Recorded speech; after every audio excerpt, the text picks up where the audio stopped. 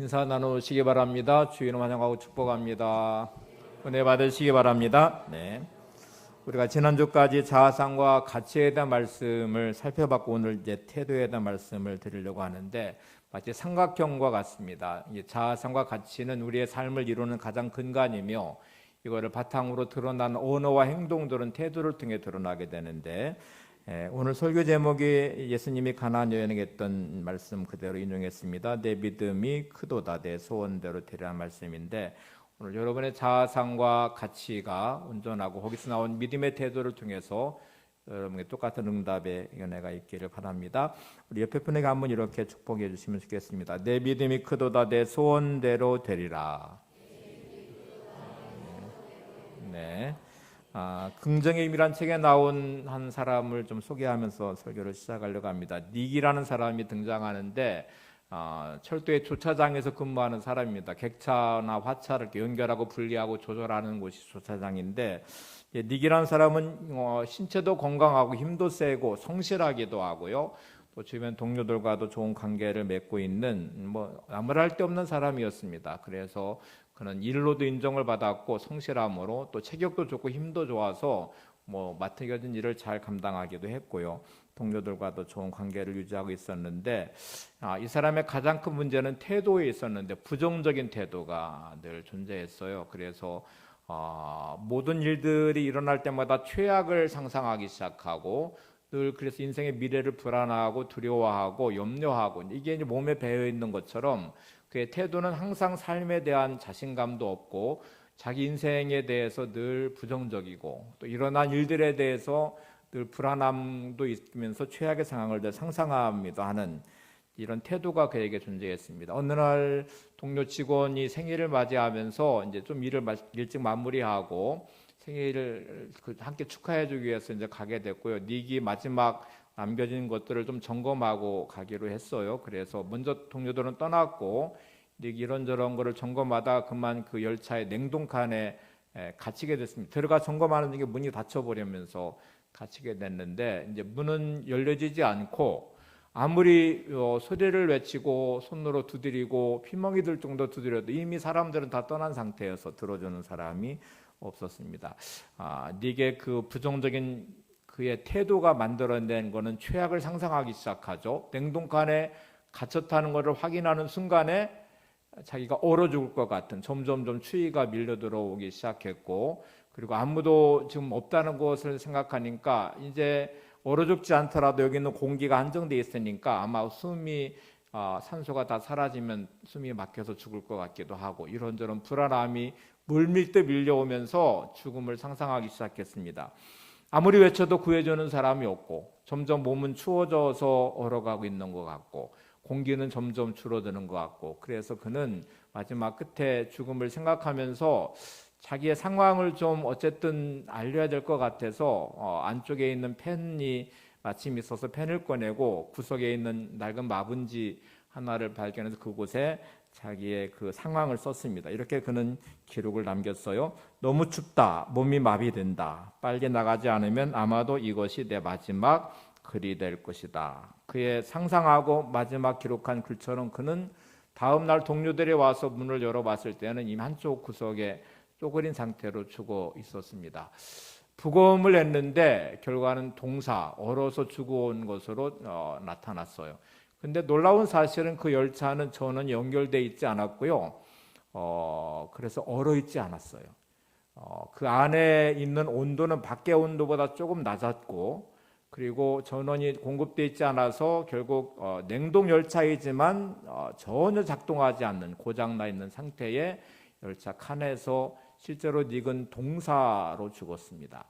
그가 상상한 대로 몸은 반응했고 그렇게 춥지 않은 상황인데도 몸은 최고로 추운 것으로 인식하면서 몸 상태는 동사로 얼어서 죽은 것으로 부검 결과가 나왔다고 그래요. 그래서 이거를 많은 사람들이 분석을 하고 연구를 하기 시작했는데 사람들은 뇌라는 것은 생각하는 것에 반응합니다. 우리가 이제 웃을 일이 있어야 웃죠 이렇게 말하지만 여러분 억지로 웃어도 뇌는 웃는 것으로 인식을 해요. 그러니까 뇌라는 구조는 우리가 주어진 삶에서 생각하고 감정에 반응한 것들을 인식하고 그대로 반응합니다. 그래서 만들어낸 말이 있는데 인생은 스스로 이루어지는 예언이라는 말이 있습니다. 인생은 뭘까? 내가 스스로 내 인생을 규정하고 내가 가진 태도를 가지고 이런 인생이라고 말하는 것들은 예언처럼 현실로 이루어진다는 말이에요. 되게 사람들은 상황이 나를 이렇게 만들었어, 또 저 사람이 나를 이렇게 만들었어, 문제가 나를 이렇게 만들었어 라고 말하지만 상황과 조건에 반응하는 나의 태도가 결국 예언처럼 나의 삶에 각인시키고 뇌는 그것에 따라 반응하면서 그렇게 춥지 않은 냉동 고장난 그 열차 안에서 닉은 동사로 죽듯이 몸은 그렇게 반응하고 그런 삶이 현실로 이루어진다는 거예요. 그래서 인생은 스스로 이루어지는 예언이라는 말이 만들어지게 됐습니다. 여러분은 여러분이 생각한 대로 인생이 만들어지면, 인생이 된다면 정말 인생은 좋은 인생이 될까요? 여러분이 정말 내가 정말 생각한 대로 인생이 되면 나는 최고로 좋은 인생이 될 거야 라고 생각하시는지를 한번 머릿속에 염두에 두시면서 옆에 분에게 이렇게 한번 질문을 한번 해보세요. 당신의 생각대로 되면 당신은 좋은 인생이 될까요? 시작. 네. 뭐 당연한 질문처럼 여겨지고 이 말을 지금 그러면 좋은 인생이 되죠 라고 말할 것 같은데, 제가 만나는 많은 사람들은 스스로 자기 인생을 규정하기를 절대로 미래를 기대하지 않았어요. 자기 인생을 불행하다고 규정하고 힘들다고 규정하고 희망 없다고 규정하고 또 불평과 원망으로 자기 인생을 스스로 규정하고 현실을 정의 내리면서 오늘의 시간을 보내고 있었습니다. 그들이 생각한 대로 말한 대로 규정한 대로 인생이 되는 미래는 절대로 멋지고 성공하고 좋은 인생의 미래가 아니었어요. 여러분은 주어진 삶에 힘들고 어려운 시간들을 보내면서 미래를 꿈꾸며 기대하고 소망하면서 여러분의 오늘의 시간을 보내십니까? 내가 지금 실패했지만, 지금은 병들어 있지만, 지금은 너무 힘들고 어렵지만 내일을 소망하면서 나는 내일은 잘 될 거야, 나는 승리할 거야, 나는 성공할 거야, 나는 부자가 돼 있을 거야, 나는 건강해져 있을 거야, 이렇게 생각하는 여러분의 미래를 오늘 꿈꾸고 계십니까? 생각하는 대로 되어지는 여러분의 인생의 미래가 그렇게 좋은 인생이 아니라는 것, 제가 만나본 사람들 속에 힘들고 어려울 때 괜찮아요, 이거 지나가면 저는 잘 될 거예요, 실패했을 때 괜찮아요, 나는 반드시 성공할 거예요, 힘들고 어려울 때 괜찮아요, 나는 내 인생에 미래가 이렇게 보장돼 있다고 저는 믿어요, 이렇게 고백하는 사람들이 의외로 많지 않습니다. 여러분들은 스스로 인생을 어떤 식으로 규정하면서 자기 삶을 살아가는지를 한번 생각해 보시면, 이게 여러분이 생각하고 스스로 말하고 있는 그 인생이 예언처럼 현실로 이루어진다면 그 인생은 정말 좋은 인생이 되도록 태도를 분명히 하시는 것, 오늘 이제 말씀의 아주 중요한 초점이에요. 대개 사람들은 시련의 순간이야말로 태도의 진가를 발휘한다고 말합니다. 고통과 고난을 당하면 그 사람이 어떤 사람의 어떤 태도를 가지고 있는지가 드러나기 시작합니다. 믿음의 태도를 가지고 긍정적이고 또 자기의 미래를 꿈꾸는 삶의 태도가 분명한 사람들은 현실의 어려움 때문에 절대로 무너지지 않습니다. 아무리 힘들고 어려워도 인생을 비관하지 않고요, 절망하지 않습니다. 자기 인생을 스스로 규정하면서 불행하다고 규정하지 않고요, 희망 없다고 말하지도 않고요, 누군가를 원망하며 탓하면서 분노하지도 않습니다. 이 과정은 지나가는 것이고 인생에 주어진 미래는 하나님이 주시는 놀라운 미래가 기다리고 있음을 확신한다면 그 어떤 죄도 무너지지 않아요. 퓨처 셀프라는 책, 나중에도 한 번 더 말씀드릴 텐데 그 책에 보면 인생이 정말 미래를 기대하면 미래의 나가 오늘의 나한테 대화하는 것을 들어야 된다. 여러분 10년 뒤에 나, 5년 뒤에 나, 1년 뒤에 내가 어떤 모습이 되어 있는지를 기대하는 그 내가 오늘의 나한테 말을 걸어요. 너 1년 뒤에는, 5년 뒤, 10년 뒤에는 넌 이렇게 돼 있을 건데 왜 오늘 낙심하고 절망해? 왜 너는 오늘 힘들어하고 있어? 라고 말을 걸어줘야 되거든요. 미래에 희망이 있다는 사람들은 오늘 현재의 의미가 사라지지 않습니다. 희망이 없는 사람은 오늘의 삶의 의미가 사라져요. 그래서 현실에 낙심하고 절망할 때가 많아요. 여러분의 1년 뒤 미래 여러분은 어떤 모습일까요? 10년 뒤 여러분은 어떤 모습일까요? 그 미루어진 미래의 나가 오늘의 나한테 말을 걸 때 내 삶에 낙심하고 절망하는 것에 대해서 야 그래 너 그때 낙심하고 절망하는 게 맞아. 그래야 오늘의 내가 있어. 이렇게 말할 수 있을까요? 여러분의 미래에 생각하는 여러분의 미래, 꿈꾸는 미래에 나는 항상 오늘의 나를 격려하고 힘을 주는 나로 다가오고 그 믿음의 자리에 꼭 설 수 있기를 바랍니다. 오늘 본문은 가나안 여인이 등장하는데 내용은 뭐 여러분이 잘 아시는 내용이에요. 흉악한 귀신 들린 딸을 둔 한 어머니의 이야기가 나옵니다. 이 어머니 여인의 자아상은 어머니의 자아상이에요. 흉악한 귀신 들린 딸을 가진 어머니로서의 자아상을 가진 이 여인은 바라는 가치가 하나 있는데 이 딸을 고치는 것일 거예요. 그래서 아마 많은 노력을 했을 것입니다. 여인이 몸이지만 어머니의 자아상을 가진 여인은 흉악한 귀신 들린 딸의 현실 앞에서 그 딸을 고치고자 하는 가치를 붙잡고 아마 많은 노력을 재산을 쓰고 시간을 들이고 유능한 의사를 찾아다니고 뭔가를 고쳐보려고 노력을 했을 그것이 이제 태도로 드러나기 시작하는 것이죠. 태도는 언어와 행동으로 드러나기 시작합니다.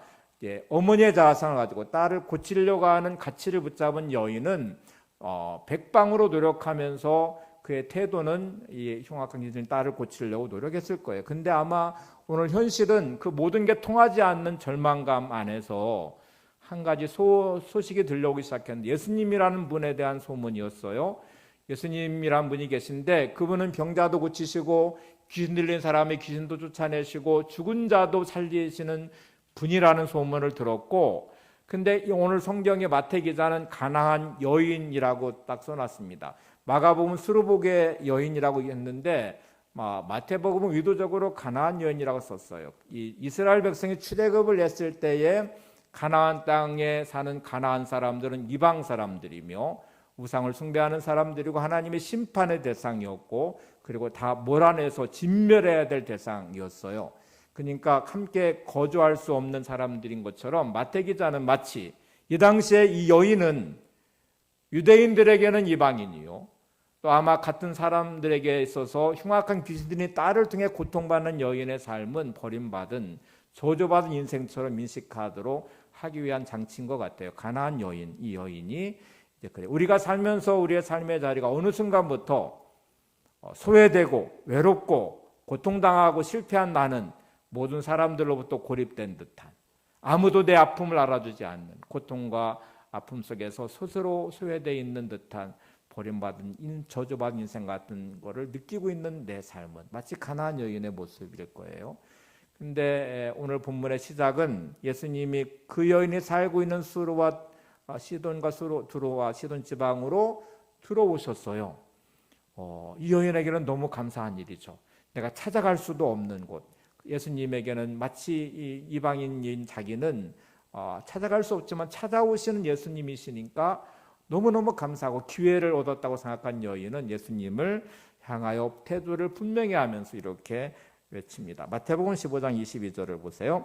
가나안 여자 하나가 그 지경에 나와서 소리질러 이르되 주 다윗의 자손이여 나를 불쌍히 여기소서 내 딸이 흉악하게 귀신 들렸나이다 하되 자, 이 여인은 모든 장벽을 뛰어넘어서 예수님께로 나가기 시작합니다. 가나안 여인, 이방 여인의 문제도 사람들이 무시하는 것도 또 삶에서 어쨌든 체면 같은 것들도 다 내려놓고 오늘 본문은 이렇게 시작해요. 소리 질러 이르되 주 다윗의 자손이 나를 불쌍히 여기소서.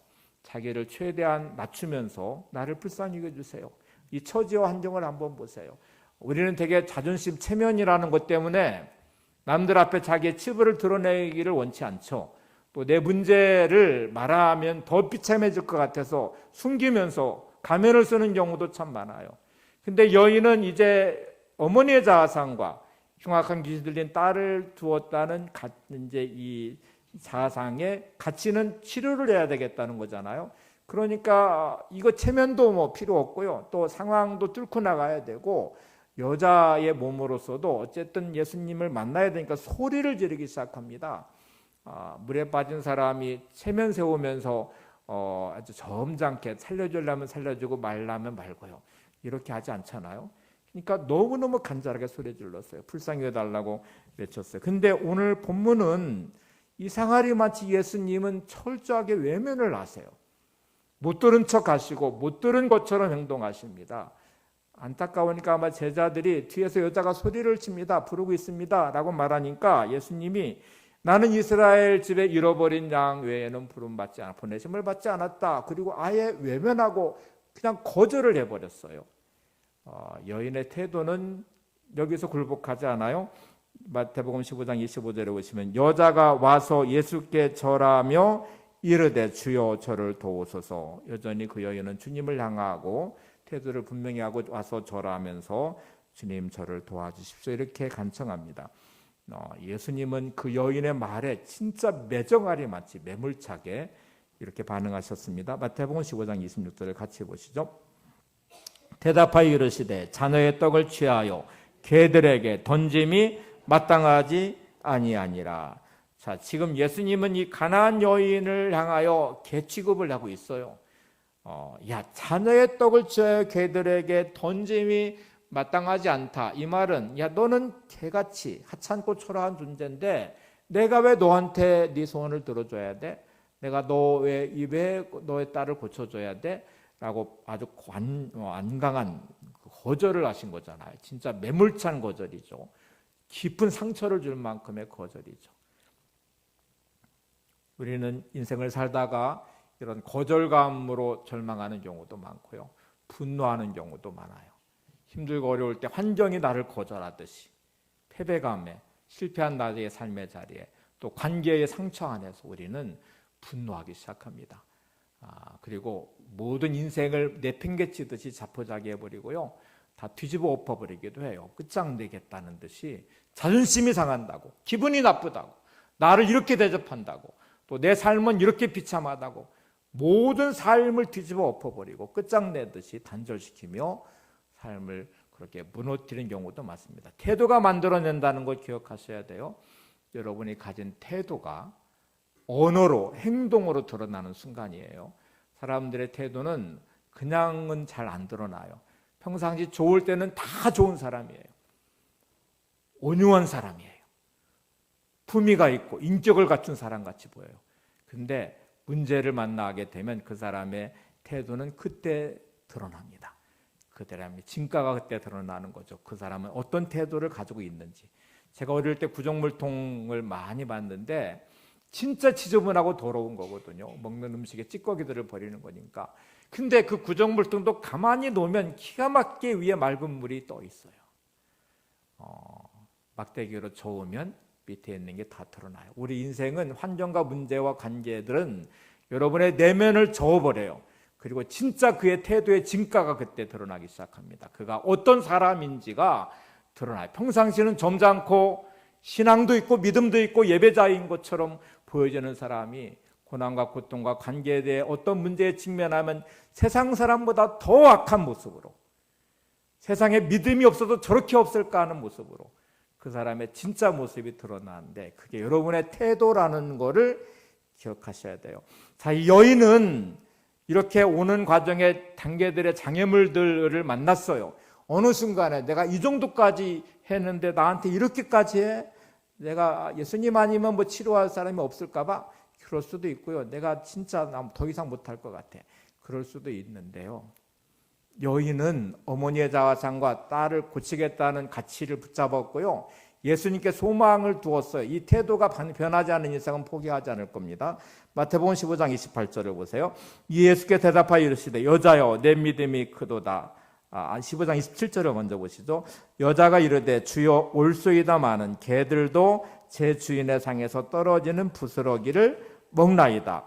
자, 지금 여러분 개 취급을 하고 있는 예수님을 향하여 이렇게 말합니다. 맞습니다, 주님. 근데요, 개들도 주인의 상에서 떨어지는 부스러기를 먹어요. 제가 개가 돼도 좋고요, 개 취급을 하셔도 좋은데 부스러기 은혜라도 좀 주세요. 주인의 상에 떨어지는 부스러기를 개도 먹으니 저가 개가 돼도 좋으니 그렇게 취급하셔도 좋으니 부스러기라의 은혜라도 좀 저한테 주세요. 이렇게 간절히 매달리고 있는, 절대로 그 관계 끈을 놓지 않는, 끊어버리지 않는 여인의 모습을 봅니다. 오늘 본문의 마지막 구절은 이 모든 것을 확인하는 예수님이 이렇게 대답하시거든요. 마태복음 15장 28절. 이에 예수께서 대답하여 이르시되 여자여 내 믿음이 크도다 내 소원대로 되리라 하시니 그때로부터 그의 딸이 나으니라. 자, 이제 왜 주님이 이렇게 하셨는지를 제가 그때 결론 부분에 말씀을 드릴 텐데, 오늘 예수님의 대답은 이 과정을 쭉 지켜보신 다음에 뭐라고 결론 내셨냐면 여자여 내 믿음이 크도다. 이 장애물들을 뚫고서 계속 주님께로 다가오고 있는, 그리고 포기하지 않는 그의 믿음의 태도를 확인하신 다음에 이 모든 행동들을 예수님은 큰 믿음으로 인정하셨어요. 그리고 내 소원대로 되리라고 말씀을 하셨습니다. 그리고 그 딸이 그때 바로 흉악 귀신이 떠나가고 나았다는 말씀이 오늘 본문의 결론이잖아요.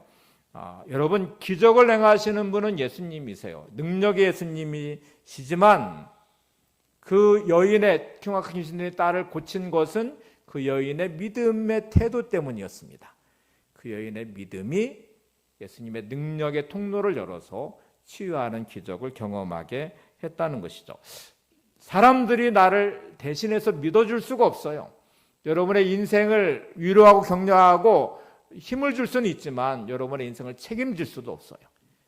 여러분의 인생을 대신 살아줄 수가 없습니다.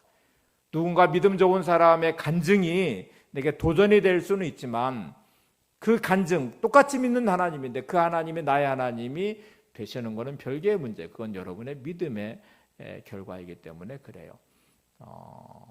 아무리 부모님이 돈이 많고 자녀를 사랑하고 자녀를 위해 모든 것을 준비해도 아이가 가출해버리면 그거는 아무 상관없이 그 아이는 그 고통과 고난을 다 당합니다.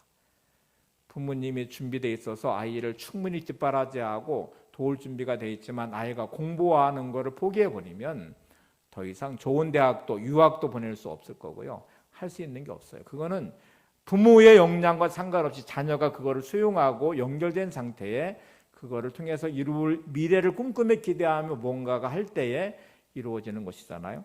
우리는 하나님이 계시다는 것을 믿어요. 근데 어느 순간부터 하나님께 소망을 두지 않아요. 하나님께 연결되어 있는 믿음의 끈을 단절시켜버리고 스스로의 인생을 살기 시작해요. 이 태도가 만들어낸 무서움입니다. 고아처럼 살아요. 가출한 사람처럼 부모와 전혀 상관없이 살듯이 하나님과 전혀 상관없는 인생의 시간들을 매일매일 보내면서 태도가 만들어낸 인생을 보면서 저주하고 불행해하고 비난하고 불평하고 원망할 때가 참 많죠. 여러분, 현재의 나의 모습을 잘 진단해 보시고 나의 태도가 어떤지를 점검해 보셔야 됩니다. 예수님이 오늘 나의 삶 속에 오셔서 우리의 삶의 모습을 들여다보시고 우리의 생각과 우리의 삶의 모습을 보면서 야, 너 참 믿음이 크다 이렇게 말씀하실까? 믿음 없는 자요 이렇게 말씀하실까? 믿음이 적은 자 이렇게 말씀하실까? 한번 생각해 보시면 뒤에 이루어지는 이 응답은 예수님에게서 나오지만 그 결정적인 중요한 역할은 여러분의 태도에 달려 있다는 것을 다시 기억하시고 성공한 한국인 7가지 습관이라는 책을 좀 소개해 볼게요. 조신영 씨가 쓴 책인데요. 제가 두 문장을 좀 인용해 보려고 합니다. 첫 번째 문장을 한번 같이 보세요. 시작. 많은 사람들이 자신의 삶의 목표나 비전을 정할 때 현재 자신의 모습이나 자신의 능력 그리고 자신이 처한 환경 속에서 세우기 때문에 현실의 자신의 모습이나 환경을 벗어나기가 어렵다. 대개 사람들에게는 주어진 현실, 또 내게 가진 능력, 내 조건, 또 주변에 도울 사람들 이런 것들을 자원 삼아서 재료 삼아서 오늘의 나를 생각하고 꿈꾸며 기대하기 시작해요. 그래서 계획을 세울 때에도 뭔가를 시도할 때에도 내가 가진 능력이나 내 조건이나 또는 주변 사람들의 도움 이런 것들을 바탕으로 계획도 세우고 또 뭔가를 실행하는데 근데 여러분 그렇게 하는 이상은 현재에서 벗어나기가 어렵대요. 환경에서도 벗어나기가 어렵대요. 여러분의 삶에 또 다른 비전을 향해서 도약하기가 어렵대요. 왜냐하면 지금까지 그래 왔고 그런 나의 결과가 오늘 내 모습이기 때문에 그래요. 또 다른 변화는 완전히 다른 차원이거든요. 여러분 실패자에서 성공자로 변화되고 싶으시면 인생의 또 다른 길을 열어내고 싶으시면 지금과 다른 삶을 살고 싶으시면 다른 방식의 태도가 필요하다는 말이거든요.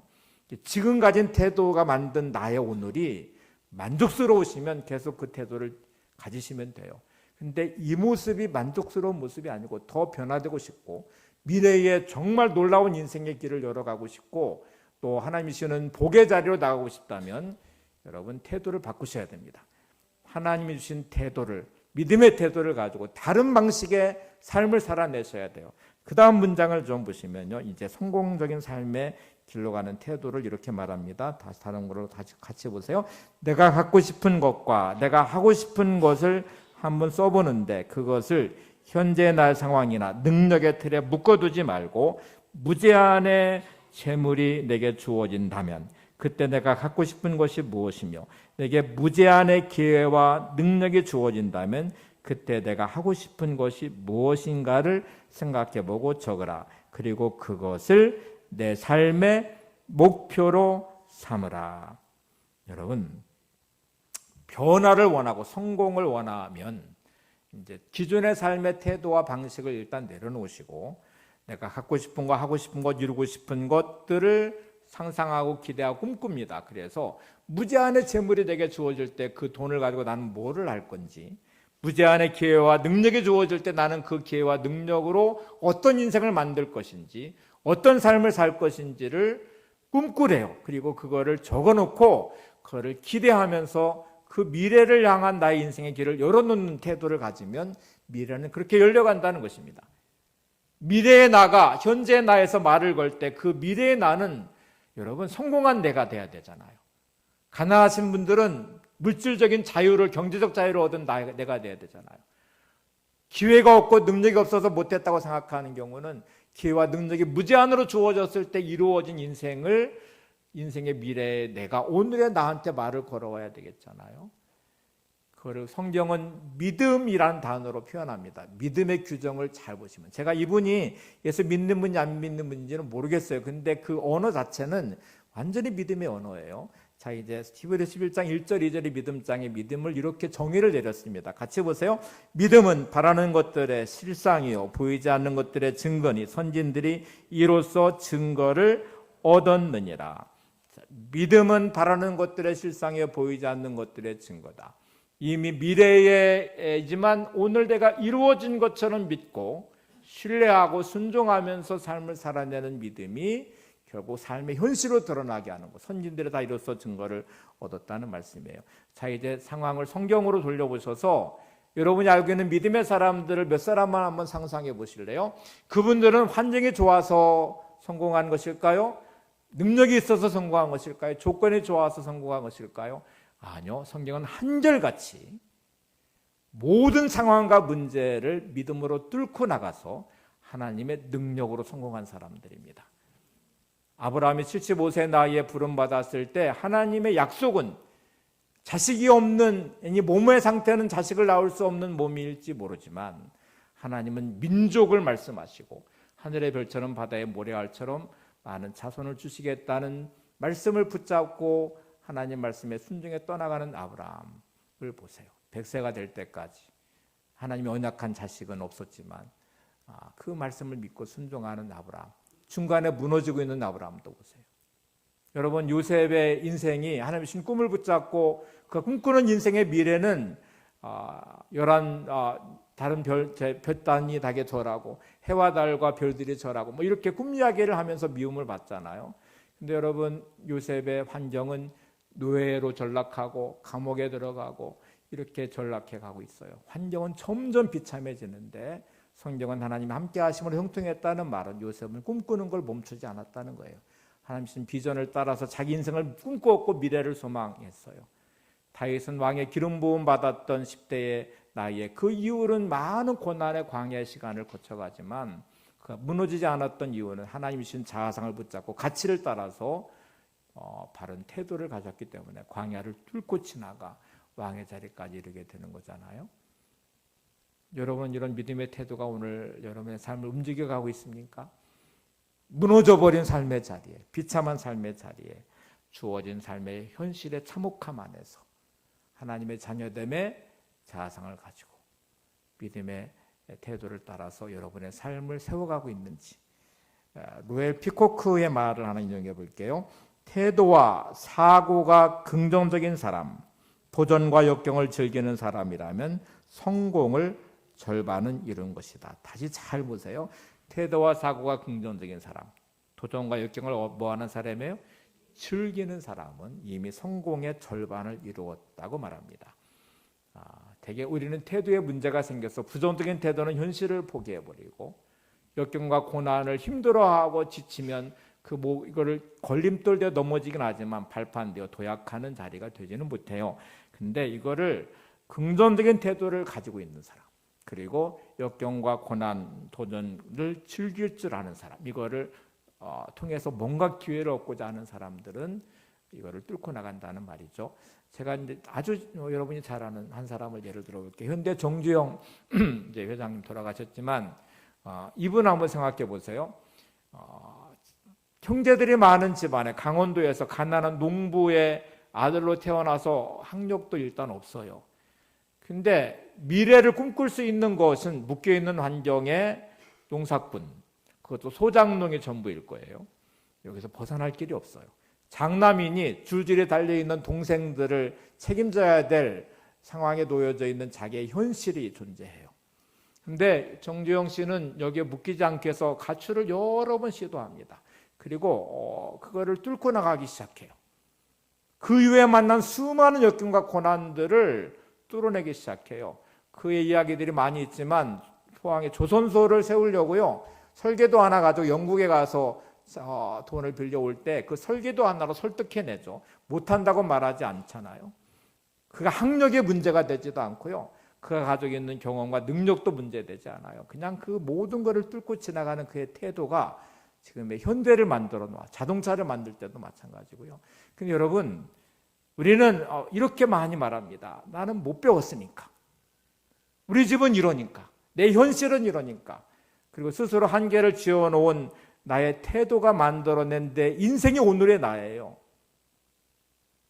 긍정적인 태도로 역경과 고난을 뚫고서 지나갈 수 있는 믿음의 태도를 가지고 그거를 즐길 줄 알면 이거를 뚫어낼 것입니다. 성경이 한결같이 모든 믿음의 사람은 환경과 문제로 규정하지도 않고요, 그의 능력으로도 규정하지도 않고요, 나이로도 규정하지도 않고 그의 처한 환경으로도 규정하지 않아요. 그가 하나님을 얼마나 신뢰하고 믿는 믿음이 있느냐를 가지고 말하기 시작해요. 그리고 그 믿음이 만들어낸 인생이 어떤 것인가를 우리한테 보여주고 있어요. 그리고 똑같은 하나님이 우리를 향해서 도전하시는 거예요.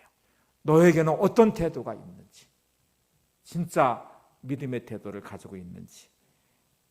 여러분, 태도는 내 미래를 영향을 끼칠 뿐만 아니라 현재의 나를 규정해 놓기도 합니다. 윌리엄 제임스의 말은 더 놀라운 말인데 이렇게 말합니다. 우리 세대의 가장 큰 발견은 태도를 바꾸면 인생을 바꿀 수 있음을 알았다는 것입니다. 인생을 바꿀 때 뭐를 바꾸면 된다고요? 태도를 바꾸면. 태도를 바꾸면 인생을 바꿀 수 있다는 것을 발견한 것이 가장 놀라운 발견입니다. 환경이 바꾸는 것도 아니고요, 그가 가진 능력이 바꾸는 것도 아니고요, 그가 가진 조건이 바꾸는 게 아니라 태도를 바꾸면 인생을 바꾼다는 것을 발견한 게 가장 현대의 놀라운 발견이라는 거예요. 존 맥스웰의 나의 성공지도라는 책이 있는데, 제가 오늘 4가지 화면에 떠 있는 상황교육 한계 기타라는 거를 바른 태도가 어떻게 규정하면서 이거를 뚫고 나가는지를 한번 잘 들어보세요. 나의 성공지도, 이렇게 지도를 그리듯 성공의 지도를, 내 인생 지도를 그리는 겁니다. 그릴 때에 항상 장애물은 이 4가지의 장애물이 존재해요. 상황이 존재하고요, 내가 가진 지적 능력, 교육이라는 게 존재하고요, 또 한계라는 것이 존재하고 기타 여러 가지 것들이 존재합니다. 근데 여러분, 존 맥스웰은 상황에 대해서 이렇게 말합니다. 우리는 우리에게 벌어지는 일을 통제하지 못할 수 있습니다. 하지만 그것에 어떻게 반응할 것인가는 전적으로 우리의 책임이고 우리의 태도입니다. 다시 설명해 볼게요. 여러분이 주어진 상황, 여러분이 통제할 수 없습니다. 상황을 통제할 수 있는 사람이 어디 있나요? 코로나라는 상황을 통제할 수 있었나요? 지금 고금리의 시대를 여러분이 통제할 수 있습니까? 여러분의 주어진 현실의 상황들을 통제할 수 있나요? 못하죠. 근데 사람들은 못하는 그것 때문에 불평하고 원망하고 좌절하거든요. 근데 반응은 내가 내 태도로 결정할 수 있는 거예요. 상황 통제는 못하지만 그 상황에 대한 나의 반응은 내 책임하에 나의 태도가 만들어내는 것입니다. 어떤 사람은 이 상황을 죽겠다고, 힘들다고, 끝났다고 말할 것이고, 어떤 사람은 그럼에도 불구하고 이거를 뚫고 나갈 것이라고 말할 것입니다. 어떤 사람은 인생이 끝났다고 말할 것이고, 어떤 사람은 기회라고 말할 것입니다. 어떤 사람은 희망이 없다고 말할 것이고, 어떤 사람은 그래도 희망이 있다고 말할 것입니다. 상황을 통제할 능력은 없지만 그에 대한 반응을 가진 태도는 내가 결정하고 책임질 수 있습니다. 첫 번째를 잘 기억하시고, 교육의 문제로 존 맥스웰은 이렇게 말합니다. 과거는 지나간 것이며 우리의 통제하에 있지 않습니다. 우리는 과거가 지금의 우리를 통제하지 못하도록 책임을 져야 합니다. 여러분, 가지고 있는 지적 능력이나 교육의 정도나 이런 것들은 지나간 과거를 내가 돌이킬 수가 없어요. 나는 부모님 잘못 만나서 못 배웠어. 이렇게 아무리 말을 해도 과거로 돌아가 다시 공부할 수 있는 게 아니잖아요. 나이로 다시 어린 나이에 돌아갈 수 있는 게 아니잖아요. 나는 머리가 나빠서 나는 능력이 없어. 이렇게 아무리 말해도 그거를 바꿀 수 있는 게 없잖아요. 근데 이거는 내가 할 수 없지만, 자, 오늘부터 시작해서 내 인생에 대한 결정과 책임은 나한테, 현재의 나를 통제할 수 있는 것은 나한테 있어요. 그러니까 정주영 씨가 나는 초등학교밖에 못 나왔어, 나는 희망 없어 라고 말하고 갇혀버렸으면 그는 그렇게 도전하거나 모험하거나 하지 않아요. 설계도 하나 가지고 영국에 가서 조선소를 세울 거예요, 배를 만들 거예요 하고 오도를 따오듯이 배를 주문을 맡아가지고 오지 않아요. 못하죠. 어떻게 해요? 조선소가 세워지지도 않았고 땅도 없고 기술도 없고 능력도 없는데, 근데 도전하잖아요. 꿈꾸잖아요. 기대하잖아요. 뭐를 핑계 삼아서 책임을 전가하지 않아요. 못 배웠다고, 우리 가정이 이렇다고, 삶의 자리가 이렇다고, 나는 지지리도 복도 없다고 그렇게 핑계하면서 인생을 무너뜨리지 않아요. 오늘부터 내 인생은 내가 책임지고 기회를 만들어낼 것이며 도전할 것이며 주어진 삶을 열어갈 것입니다. 세 번째, 한계를 이렇게 말합니다. 누구나 부족한 재능이나 돈, 기회 또는 불리한 외모 등으로 인해 한계에 직면합니다. 따라서 우리는 한계를 인정하며 사는 방법을 배울 필요가 있습니다. 우리는 모두는 한계에 다 직면해 있습니다. 여러분이나 저나 살면서 한계라는 것을 만나요. 어떤 사람은 돈의 한계를, 어떤 사람은 건강의 한계를, 어떤 사람은 능력의 한계를, 어떤 사람들은 자기의 주어진 삶의 어떤 환경과 문제 한계를 직면해서 그것이 마치 나를 끝낸 것처럼 말하지만, 아니요 여러분, 이제 그거에 대해서 나는 한계를 인정하고 또 다른 길을 열어가는 방법을 찾아가는 선택을 할 수 있습니다. 그건 나의 태도에 달려 있다는 거예요. 로버트 슐러 목사님은 그래서 이렇게 말합니다. 한계가 우리를 멈춰 세우게 만들지 말고 우리를 인도하도록 만들어야 한다. 한계에 부딪히면 이게 나를 멈춰 세우도록 만들지 말고 이게 나를 새로운 다른 길로 인도하는 안내자가 되도록, 내 한계를 인정하면서 또 다른 기회와 길을 만들어가는 자리가 되도록 나를 그렇게 세워놔야 된다는 말이에요. 우리가 보통 신앙 안에서 하는 말들이 사망이 다 막혀 있을 때 어디를 보래요? 하늘을 보래요. 하나님이 계시대. 모든 게 끝난 것 같은 자리에도 우리는 눈을 들어 믿음의 태도로 하나님을 바라보면 길을 내시는 하나님을 만나게 된다고 말합니다. 홍해가 가로막고 있고 뒤에 적군대가 추격해오는 한계에 부딪혀 있을 때 이스라엘 백성들은 불평과 원망을 하는데, 모세는 가만히 있어서 하나님 행하신 일을 보라 하고 자기의 눈을 들어 하나님을 바라보는 믿음으로 홍해에 길을 냅니다. 그게 신앙이고 믿음이에요. 여러분은 어떠신가요? 주어진 한계에 부딪혀서 인생의 끝장난 듯한, 끝난 듯한 절망감으로 인생을 규정하는 태도를 갖고 있습니까? 아니면 믿음의 태도로 하나님을 바라보며 내 인생을 새롭게 인도하시는 길을 내신 하나님을 기대하십니까? 이 한계라는 부분. 마지막 기타를 이렇게 말합니다. 어느 누구도 내가 지금 내리는 선택을 책임지지 않습니다. 과거에 아무리 상처를 입고 학대를 받았다 해도 그것을 딛고 나가는 것은 순적으로 자기 자신의 책임입니다. 불평하고 원망한다고 누가 여러분의 인생을 책임져 주지 않아요. 비관한다고 누가 대신 여러분의 인생을 살아주지 않아요. 아무리 여러분이 막 원망을 쏟아낸다고 해도 대신 여러분의 문제를 해결해 주지도 않아요. 여러분의 인생을 책임지는 것은 여러분 자신입니다. 스스로 인생을 무너뜨리지 마시고 인생을 책임지려고 하셔야 돼요. 그리고 믿음의 태도로 하나님을 바라보셔야 됩니다. 자, 다시 예수님의 태도로 한번 돌아가 볼게요. 이해할 수 없죠. 가나안 여인을 향하는 예수님의 태도가 왜 그러셨을까?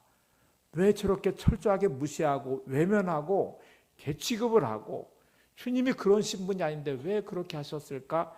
오늘 성경에 아주 중요한 비밀이 하나 들어있어요. 오늘 본문의 시작점과 끝나고 난 뒤에 말씀의 두 구절을 한번 보고 나서 말씀을 한번 살펴보죠. 마태복음 15장 21절은 가나안 여인을 만나러 들어가신 예수님의 모습을 이렇게 기록합니다. 예수께서 거기서 나가서 두로와 시돈 지방으로 들어가시니, 그리고 이제 가나안 여인을 흉악진 딸을 고쳐주시고 나서, 나는 29절이거든요. 28절이 그 끝이죠. 29절 이렇게 말합니다. 마태복음 15장 29절을 같이 보세요. 예수께서 거기서 떠나 갈릴리 호수에 이르러 산에 올라가 거기 앉으시니. 자, 오늘 마태복음은 아주 분명한 의도를 드러냈습니다. 하나는 두로와 시돈 지방으로 들어가시는 예수님의 목적이 뭔지를 보여주는데요. 거기에 두로 시돈 지방으로 들어가서 이것저것 막 하다가 가나안 여인을 우연히 만난 것이 아니었습니다. 예수님은 이 가나안 여인을 찾아서 들어가셨어요. 어떻게 할 수 있나요? 물어보시면 딱 그 여인만 만나고 도로 나오셨거든요. 다른 거는 아무것도 하지 않으셨어요. 그 누구도 만나지 않으셨고요. 그 어떤 일도 하지 않으셨어요. 오직 가나안 여인을 만나고 여인과 대화하고 그리고 그 여인의 흉악한 딸을 고쳐주신 다음에 곧바로 갈릴리로 돌아오셨어요. 여기에 예수님의 아주 중요한 의도가 들어있습니다. 여기는 우연히 간 게 아니고 거기서 나와서 두로와 시돈 지방으로 들어가셨다 하는 말씀. 나올 때에도 거기서 떠나서 갈릴리 호수에 이르러 산에 올라가 거기 앉으시, 이렇게 말씀합니다. 자, 이제 중요한 부분을 한번 좀 보세요. 여러분, 우리 인생을 찾아오시는 예수님, 의도를 가지고 찾아오시겠죠. 근데 내 인생은 아무런 변화도 일어나지 않아요. 주님이 없는 것처럼, 나를 철저하게 외면하는 것처럼 인생은 너무너무 비참해요. 주어진 삶은 변화될 것 같지도 않아요. 가나안 여인을 향하여 찾아가신 주님이 왜 가나안 여인을 이렇게 대하셨을까? 우리가 말씀을 보면 그 여인을 향하여서 내 믿음이 크도다 하고 말씀하신 것을 보면 이 여인을 예수님을 찾아가는 과정에 뭐가 커졌어요? 믿음이 커져가고 있어요. 믿음이 생겼고 이 과정의 걸림돌처럼 여겼던 장치들이 그의 믿음을 더 키워내기 시작했어요. 그래서 믿음이 커졌고요. 그리고 이걸 확인하신 주님이 내 믿음이 크도다, 내 소원대로 되리라고 말씀하십니다. 자, 이제 다시 우리 인생에 수많은 환경의 어려움과 고난이 닥쳐와요. 나를 찾아오시는 주님은 왜 그러셨을까? 큰 파도가 유능한 뱃사공을 만든다는 말이 있습니다, 여러분. 큰 파도가 모든 뱃사공을 다 유능하게 만들까요? 아니요. 큰 파도를 피하는 사람들은 단련되지 않아요. 유능한 뱃사공이 되지 못해요. 그거를 넘어서지 못해요. 큰 파도가 어떤 경우에는 침몰시키기도 하고요. 그냥 움츠러들게 하고 피하게 만들기도 해서 유능한 뱃사공이 안 되는, 평생 그렇게 보내는 사공들도 많을 거예요. 그런데 큰 파도를 계속 경험하면서 그는 유능한 뱃사공으로 성장할 수 있죠. 환난과 고난과 문제가 여러분들의 믿음을 키워내고 있습니까? 여러분이 큰 믿음의 사람으로 성장하고 있습니까? 오늘 여러분의 삶은 많은 고난과 어려움의 시간들을 거쳐왔을 거예요. 고난을 거쳐왔을 거예요. 아니, 지금 고난 중에 있을 수도 있죠. 광야의 시간을 보낼 수 있죠. 그런데 그 고난과 어려움들이 여러분을 낙심시킵니까? 절망시킵니까? 분노하게 만듭니까? 누구를 원망하게 만듭니까? 기대할 수 없는 미래를 보면서 절망하고 있습니까? 그런 여러분을 찾아오신 예수님이 여러분을 보면서 야, 내 믿음이 크다, 내 소원대로 되리라, 이렇게 말씀하신다면 여러분이 생각하는 여러분의 생각대로 이루어진 현실과 미래를 생각해 보세요. 진짜 끔찍하고 참혹할 수 있어요. 근데 여러분, 고난과 역경들의 시간들을 거쳐가면서 내 믿음이 점점 커지기 시작하네요. 내가 성숙해지고 성장해 가기 시작하네요. 그래서 주님이 확인을 하시는 순간에 나를 보시면서, 야, 그런 어려움과 고난을 만났는데도, 그런 억울한 일을 만났는데도, 그렇게 실패했는데도, 그렇게 고통스러운데도 네 믿음이 약해지지 않았구나. 내 믿음이 점점 커져가고 있구나. 내 믿음이 크도다. 내 소원대로 되리라. 오늘 우리가 얻어야 될 결론의 답입니다. 여러분은 여러분의 삶에서 증명해내셔야 돼요. 여러분의 문제와 고난을 뚫고 나가면서 믿음이 커져가셔야 돼요. 성장하셔야 돼요. 그리고 주님이 확인하시는 순간에 정답을 맞춰보듯이 여러분의 믿음이 확인되는 그 자리는 오늘 가나안 여인이 뚫고 나가면서 어머니의 자아상과 딸을 고치겠다는 가치를 붙잡고 주님께 소망을 둔 이 끈을 절대로 끊지 않는 그의 믿음이, 내 믿음이 크도다. 내 소원대로 되리라. 다시 설교의 결론 부분에 왔는데 옆에 분 보시면서 다시 격려해 주셔서 당신의 믿음이 커져가시기 바랍니다. 당신의 큰 믿음이 확인될 수 있기를 바랍니다. 꼭 소원대로 되시기 바랍니다. 네. 자, 이제 마지막 하나를 남겨놨는데 이제 연결이라는 부분을 잘 생각해 보세요. 이 여인의 태도는 예수님께 연결되어 있는 이 믿음의 끈을 끊어놓지 않죠. 그 어떤 것으로도 끊어놓지 못하게 만들었죠. 언제까지? 주님이 인정하시는 순간까지, 내 믿음이 크다고 말씀하시는 순간까지 절대로 끈을 끊어놓지 않아요. 우리는 어느 순간부터 주님을 향한 끈을 끊어놓기 시작해요. 힘들고 어렵다고, 주어진 삶이 비참하다고, 저 사람이 이렇게 한다고 관계의 끈도 끊고, 하나님을 향한 믿음의 끈도 끊고, 예배의 끈도 끊고, 말씀의 끈도 끊고, 기도의 끈도 끊고, 다 끊어버리고 고립되듯이 인생을 살아가는 삶이 너무 많아요. 히말라야 산을 등반할 때는요, 이제 이렇게 눈에 덮여 있어요. 이렇게 설산이잖아요. 근데 그 빙하들이 막 쓸려 내려가면서 크레바스라는 계곡을 만들어 놓은데요. 그러니까 막 깊이 패진 계곡들이 있는데 눈이 많이 오고 얼면 그 위가 이렇게 덮여버려요. 이렇게 구분을 할 수가 없어요. 발을 잘못 디디면 그 크레바스라는 천길 낭떠러지로 추락해서 죽는 사람들이 많아요. 그래서 겉으로 볼 때는 멀쩡하고 눈이 쌓여서 길인 줄 알았는데 딱 밟으니까 눈이 푹 꺼지면서 얼음이 깨지면서 그 밑으로 추락을 합니다. 그래서 등반하는 사람 혼자는 절대로 못 가고요. 가는 사람들이 서로 줄로 연결을 해서 앞 사람이 확인을 하면서 계속 찍고 이제 갈 때마다 그 발자국을 따라서 간다고 합니다. 그게 등반하는데 박정원 씨라는 분이 등산가가 있는데 히말라야 산을 등반을 했어요. 후배와 같이 등반을 했는데 화면에도 떠 있네요. 근데 이제 등반할 때 제일 위험한 게 크레바스를 만나는 거거든요. 그래서 조심조심 박정원 씨가 앞에서 가이드를 하면서 안내를 하듯이 가면서 이제 발자국을 내기 시작했어요. 그런데 뒤에 따라온 후배인데 후배가 줄로 연결된 상태에 그 발자국을 따라가 자꾸 다른 데로 발을 디뎠는데 그게 크레바스를 만나서 천길 낭떠러지로 추락을 해버렸어요. 줄이 매달린 상태로 대롱대롱 매달려 있습니다. 자, 이제 셋 중에 하나를 선택해야 되거든요. 방법은 딱 세 가지밖에 없어요. 하나는 줄을 끊어놓지 않고 계속 끌어올려가지고 밑에 있는 후배를 살리는 일이 하나 있을 거예요. 근데 올라가면서 너무 지치고 힘이 다 빠져있는 상태에 줄이 매달려서 그거를 못 견뎌서 같이 죽을 수 있잖아요. 그러면 줄을 끊어버려야 돼요. 끊어서 밑에 있는 후배를 포기하고 자기가 살아나는 방법이 하나 있어요. 세 번째는 같이 추락하는 것이겠죠. 셋 중에 하나를 선택지가 일단 없어 보입니다.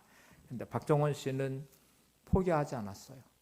그 줄을 놓지 않고 끊지도 않았고 몇 시간 동안 끌어당겨서 마침내 구출을 했어요. 그래서 데리고 내려와서 치료를 받았는데 이 후유증으로 박정원 씨는 8개 손가락을 절단했습니다. 엄지손가락을 제외한 4개의 손가락, 줄을 붙잡은 손가락 4개는 다 손가락에 잘려져 나가 버렸어요. 그는 다시는 등산가로서도 정상적인 삶의 자리로도 돌아갈 수 없는 상태가 됐어요. 이 사람을 우리가 이해할 수 있을까요? 자기 손가락 8개가 잘려나가면서 포기하지 않고, 그것도 후배예요. 포기하지 않는 그의 모습. 세계적인 산악인 메슬로우라는 분이 있습니다. 똑같이 히말라야 산을 등반하다가 똑같이 뒤따라오는 사람이 크레바스를 만나 추락했습니다. 이 메슬로는 줄을 끊었고 그리고 그는 생존해서 돌아왔어요. 줄에 매달려 있던 사람은 추락해서 죽었습니다. 근데 그 줄에 매달려 있던 사람이 친동생이었어요. 우리가 이 사람을 메슬로라는 사람을 비난할 수 있을까요? 끌어올리는 게 한계에 부딪혔을 것이고 동생을 포기하지 않고 싶었겠죠. 포기하지 않고 끝까지 하고 싶었는데 어느 순간 한계에 부딪혔고, 한계에 부딪힌 것은 더 이상 같이 추락할 수밖에 없다고 생각하는 순간에 친동생이지만 줄을 끊고 자기가 살 수밖에 없었어요. 여러분, 메슬로라는 사람의 선택도 우리는 비난할 수 없습니다. 누구도 그 마음을 알 수 없겠죠. 그런데 박정원 씨를 보면서 친동생도 아닌 후배를 위해서 8손가락이 잘려져 나가면서까지 포기하지 않았던 그의 모습은 감동으로 다가오죠. 그런데 여러분, 더 놀라운 감동이 있다는 거 아십니까? 하나님은 저와 여러분을 살리시기 위해서 독생자를 보내시고 우리를 인생을 연결을 해놓으셨어요. 죄로 인해서 심판받아 멸망할 수밖에, 이 줄이 끊어져 있고 끊어진 상태에 우리는 이미 절망이고 심판받아 멸망해 지옥 갈 수밖에 없는 우리의 인생을 향하여 생명의 줄로, 구원의 줄로 연결해 주시기 위해서 하나님은 독생자를 보내셨어요. 주님은 이 생명의 구원의 줄을 연결하기 위해서 자신의 목숨을 내주셨어요. 8개 손가락을 잘린 박정원 씨를 향한 감동이 혹시 여러분에게 있다면, 여러분 목숨을 내주시고 생명의 줄로 연결하신 주님의 사랑을 잊지 마셔야 됩니다. 연결하신 주님의 그 줄. 성경은 이걸 이렇게 표현하거든요. 로마서 5장 8절을 보세요. 우리가 아직 죄인 되었을 때 그리스도께서 우리를 위하여 죽으심으로 하나님께서 우리에 대한 자기의 사랑을 확증하셨느니라. 이미 죄로 인해서 끊어진 이 줄이 단절된 상태로 영원히 죽을 수밖에 없는, 지옥 갈 수밖에 없는 우리들을 위해서 생명의 줄로 연결하신 주님의 그 십자가, 하나님의 독생자 되주심의 그 사랑이 하나님의 사랑을 확증했다고 말씀합니다. 자, 이제 우리한테 한번 돌아와 볼까요? 하나님이 그렇게 연결해 놓으신 그 생명의 줄, 믿음으로 붙잡아야 되거든요. 근데 어느 순간부터 이제 우리는 이 줄을 끊어내기 시작합니다. 힘들고 어렵다고 믿음이 실종돼 버린 나는 하나님을 향한 줄을 끊어내버려요. 마치 가출한 고아처럼, 가출한 사람처럼 하나님을 떠나버리기 시작해요. 어느 순간부터 바쁘다는 이유로 예배의 줄을 끊어내기 시작합니다. 어느 순간부터 이해관계의 득실을 따지면서 손해가 된다고 말씀의 줄도 끊어내기 시작합니다. 어느 순간부터 힘들고 어렵다고 해봐야 소용없다고 기도의 줄도 끊어내기 시작합니다. 그러면서 우리 인생은 마치 고아처럼 단절된 인생을 살아요. 여러분 잊지 마셔야 돼요. 두로와 시돈 지방으로 찾아가신 예수님은 우리를 찾아오셨어요. 그리고 줄로 연결해서 이 모든 고난의 과정을 통과하면서 큰 믿음을 보고 싶어 하세요. 그리고 하나님의 기적을 베풀어 주고 싶어 하세요. 주님이 정말 원하는 답은 우리의 삶을 확인하면서 내 믿음이 크도다, 내 소원대로 되리라. 얼마나 하고 싶은 말씀이겠어요.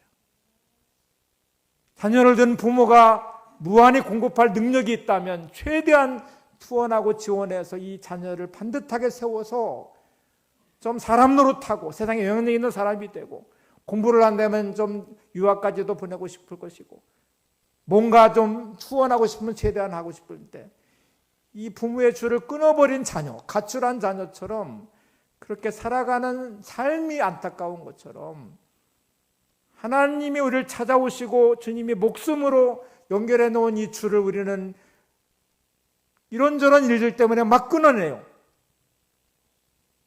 여러분, 예배가 생명의 줄처럼 연결되어 있어야 되는데 예배를 끊어내잖아요.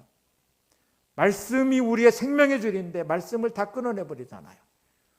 기도가 생명의 줄인데 기도를 끊어내버리잖아요. 그리고 하나님 없이 살잖아요. 하나님 없는 것처럼 살잖아요. 힘들고 어렵다는 이유로 그렇게 합니다. 그런데 오늘 여러분 태도가 오늘 믿음의 태도를 가지시고 하나님이 그렇게 연결해 놓으신 줄을 절대로 끊지 마시고 그 줄을 붙잡고 하나님께로 나가시기 바랍니다. 하나님 앞에 서시기 바랍니다. 그리고 이 답을 꼭 들으시기 바랍니다. 내 믿음이 크도다. 내 소원대로 되리라. 오늘 이런 응답이 있는 여러분의 삶이 되시기 바랍니다. 우리 주가 주되심을 선포하면서 연결된 끈을 붙잡고 세상 가운데 하나님의 살아계심을 증거하고 주되심을 선포하는 믿음의 사람들이 되시기를 바랍니다.